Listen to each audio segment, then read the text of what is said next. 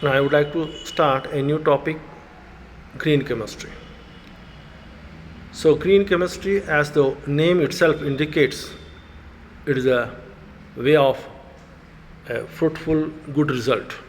That I meant to say is, when a person is walking on zebra crossing road, so generally he used to see that there are three different colors of light appear.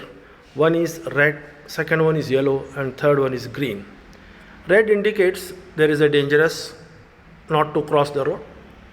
Yellow indicates dangerous is over, let us prepare to move.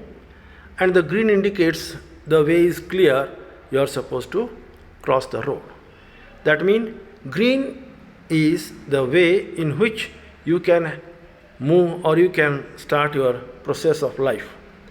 So similarly, in chemistry, so far we have developed so many methods of synthesis, so many methods of preparations, so many methods of understanding the subject in different manner. But fortunately or unfortunately, these are not used in a proper way. And the chemist in such way helping the people with a lot of pollution, air, water, soil pollution, making the environment highly polluted. So according to the green chemistry, the main concept of green chemistry starts with minimizing the pollution like air, water, soil, and one has to synthesize, one has to prepare the compound of a valuable material with a new methodology where there should not be any environmental pollution. So keeping this in mind, let us move to the another slide.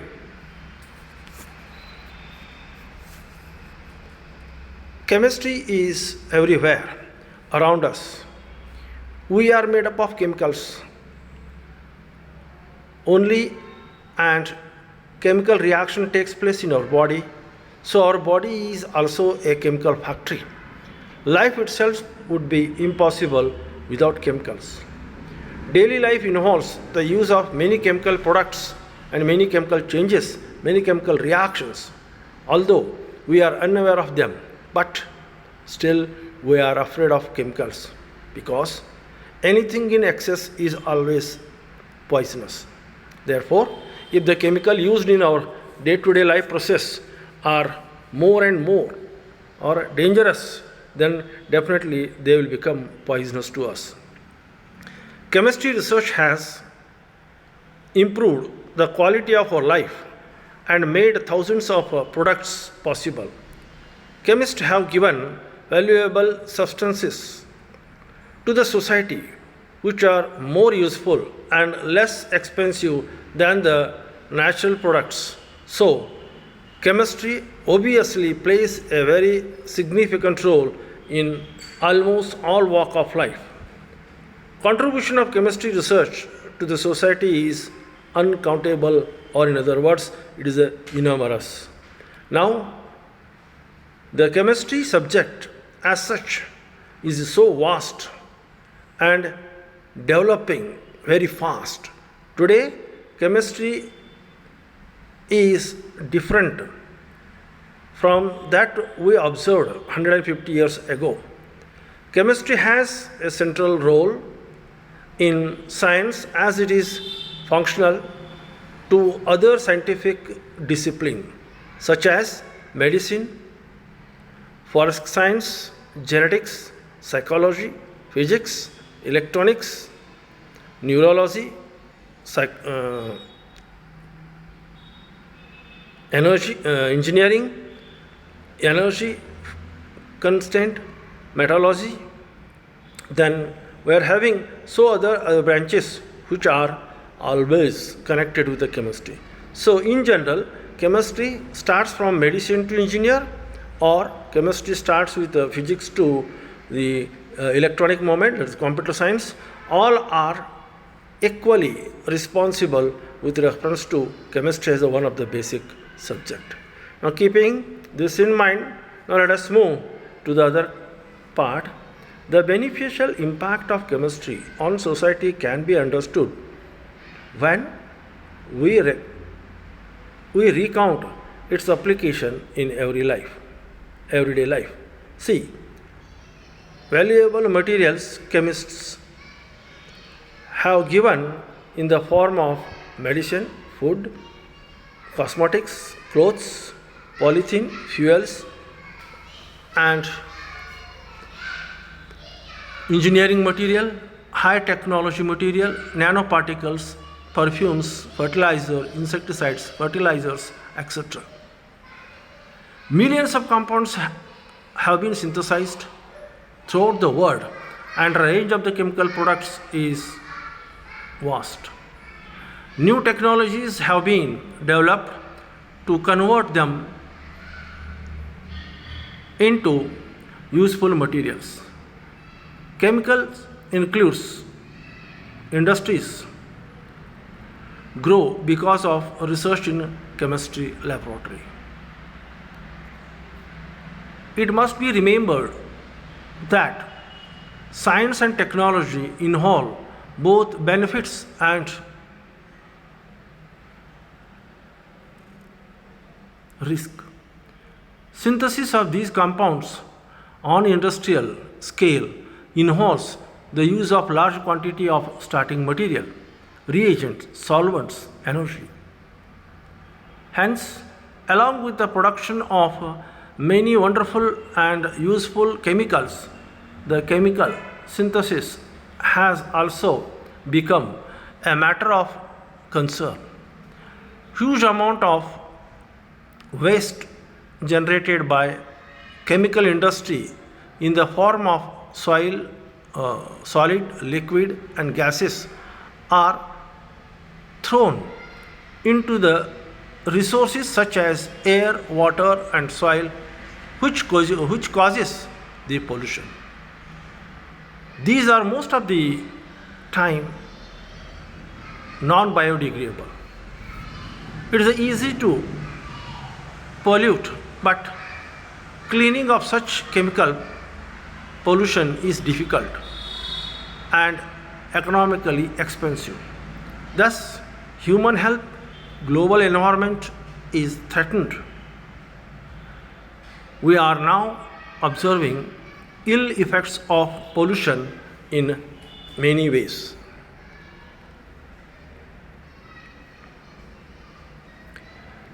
It is easy to pollute, but cleaning of a chemical pollution is difficult and economically expensive. Thus, human health, global convenient environment and is threatened. We are now observing the ill effect of pollution in many ways. Banning of chemical processes and chemical industries is not possible because production of material cannot be stopped immediately. So, attention has to be given to reduce or eliminate chemical pollution. Elimination or reduction of waste is a central issue for the industries. What is the solution? How to stop pollution? The important question is that who should do it? How this is related to chemistry? To answer this, chemistry has a key role to play in stopping the chemical pollution. How?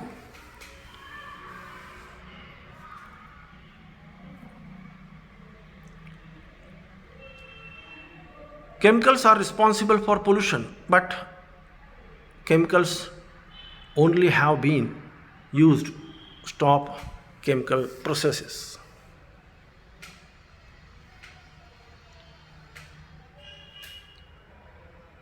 Public awareness of such pollution was created long back in 1962 when Richard Carson, a biologist, observed the ill effect of DDT, which was the cause of death of many birds, and made her to write a book called Silent Spring. So, Silent Spring is a book related to ill effects of DDT on birds, plants, etc. This was the first book that changed world and created with helping launch of clean environment movement from 1962 onwards. But it was in 1991 the chemist called Paul Anasta of America given a clear idea concept for beginning and sustainable chemistry. He concerned the word green chemistry for clean and sustainable chemistry. So, Paul Anasta is known as father of green chemistry. This marked the beginning of green chemistry. Paul Anasta and John Warner in 1998 formulated 12 principles of green chemistry which will govern by certain rules and regulations to impart the application of chemistry in day-to-day life in all synthesis and industrial sector.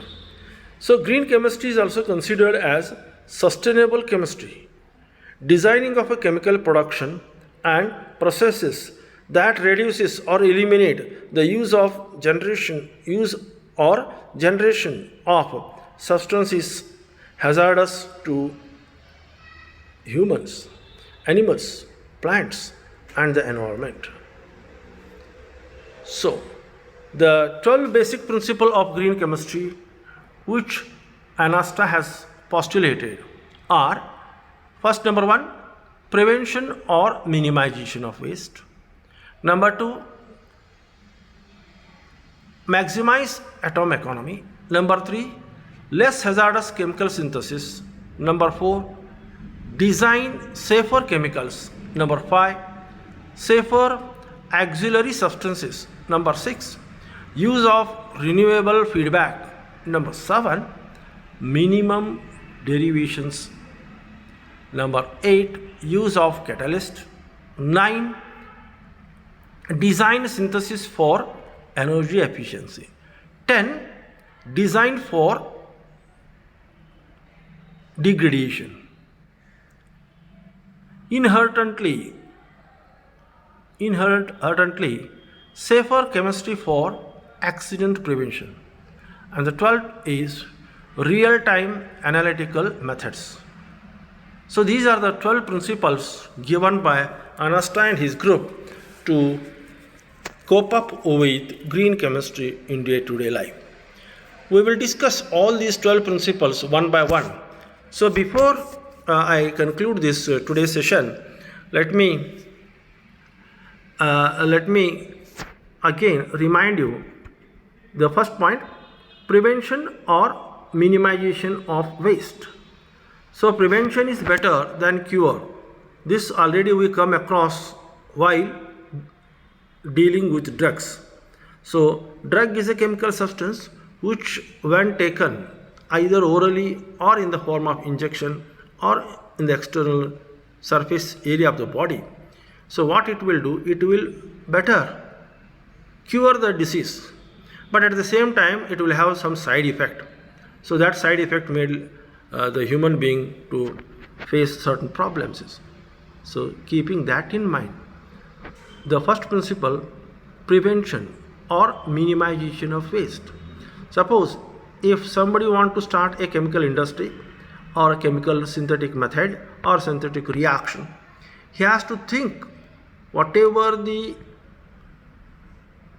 unwanted material waste that is there in the process should be minimum.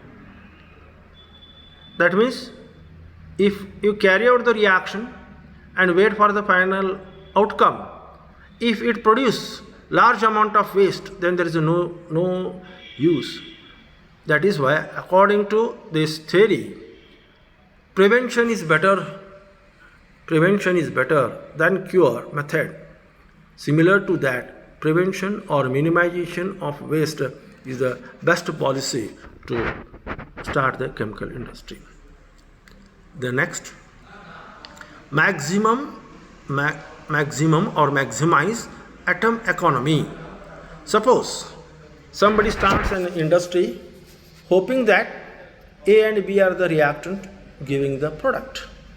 So when A and B react to give the product, one has to imagine that if product is more and reactant are compared to them are of equal in strength, then that reaction is said to be earlier feasible. Now, according to the atom economy, what it suggests, production to, it is the ratio of production to reactant. If this ratio is more, then the percentage of yield will be automatically more and the atom efficiency increases. If the atom efficiency is more, then ultimately that reaction is considered to be more feasible for the synthesis. But nowadays there are only few reactions which we will discuss later on regarding atom efficiency. The next one is less hazardous chemical synthesis. Well, we are using in most of the chemical synthesis in our laboratory, for example, toluene, benzene, xylene, or some other solvents like ethers. These are carcinogenic. They produce the carcin when they inhaled in the laboratory for longer period and are said to be hazardous if we imagine these hazardous chemicals they are using in the synthetic part, definitely that will affect the human beings. Therefore, a method should be implemented that less hazardous chemicals may be used during the chemical reaction. Then fourth point, designing safer chemicals.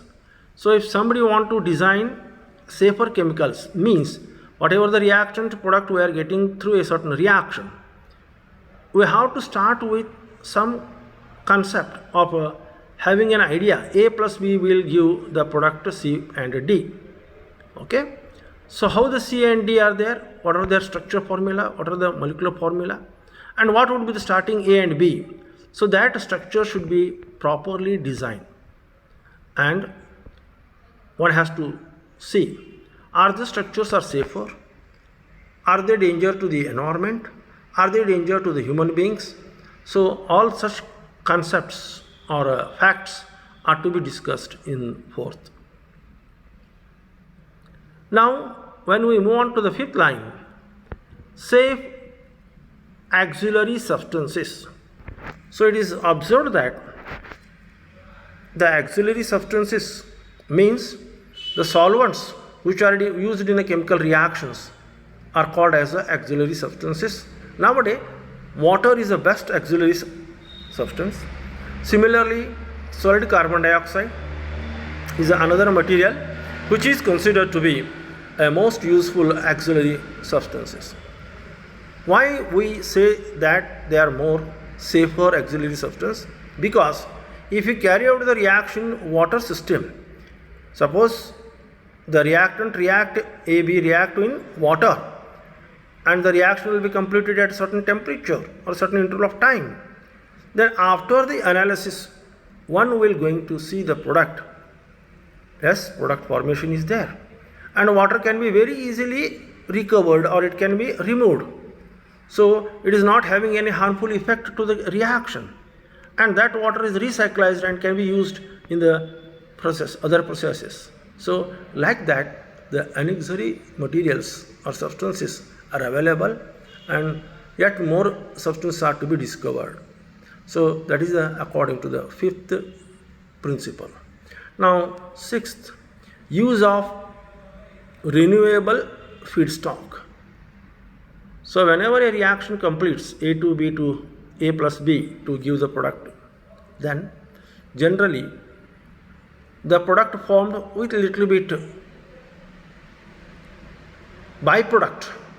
So that byproduct as well as sometimes the product is again reusable, that is called renewable. The product which is separated as well as the byproduct which is separated can also be used in some other chemical reactions without harming the environment. Then minimize derivation. So whenever we prepare a peptide chain, polypeptide chain, several reactions are to be carried out, several functional groups are to be protected. So for that, number of steps are more and derivatives are more. To minimize the formation of these derivatives, minimization is essential.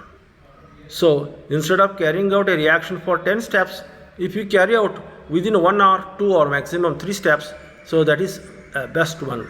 So here the large derivate formation is be avoided. This is according to the seventh principle. Then the eighth, use of catalyst. So as we know, the catalyst is a substance which influences the rate of reaction, rate of forward as well as the rate of backward reaction. So one has to use such a catalyst which will increase but do not take chemical part. That means the catalyst never decomposes in the reaction or never have any side effect for the reaction. So such type of catalysts are very essential for the synthesis. So such methods are discussed in eighth principle, that is use of specific catalyst in a chemical reaction. Designing synthesis for energy efficiency. So already we have discussed the designing of the reaction. So we have to design the chemical reaction in such a way that the energy efficiency of the entire system will be more effective. So such energy efficiency factor plays an important role for chemical reaction. Then designing for degradation. If a reaction is to be synthesized, then the product formed will have a capacity to undergo breakage, that is called degradation into smaller one, and they can be again recycled or they can be reused, that is called renewable. So it is linked with the use of renewable feedback as well as designing of the degradation are almost linked with one another. Okay. Then inherently safer chemistry for anomalous prevention. So safer chemistry is most important for a chemistry person.